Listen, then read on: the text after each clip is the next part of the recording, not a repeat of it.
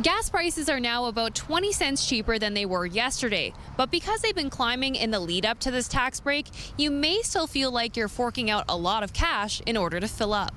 This is bullshit. It is. You know, I'm sure everybody's complaining. Like I only have a certain budget I have a month. Rest assured that without the carbon tax pause, prices would be another 17 cents a liter higher than they are today. So unfortunately, a lot of that is being gobbled up by issues that are outside of the control of many Canadians and Americans. Issues like a major U.S. refinery that BC relies on being down, rising demand as the weather improves, and a switch to a more costly summer fuel blend are also factors.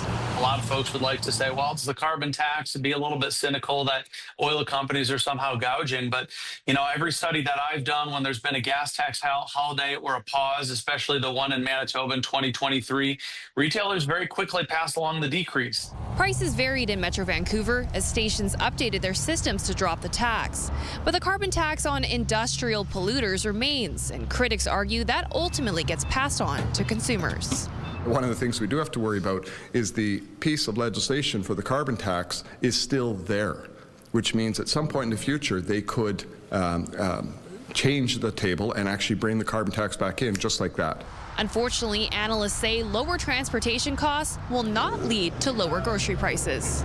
There's a phenomenon called opportunity pricing. The private sector will always try to capture that gap left behind by the tax, by any tax. We saw that with the GST holiday, and we're seeing it right now today retail-wise with the elimination of the carbon tax. The ongoing trade war with the U.S. is the wild card when it comes to gas prices. Experts say aggressive tariffs could lead to a prolonged economic slowdown, which would lower gas prices for all the wrong reasons. Reagan Hasegawa, CTV News, Langley.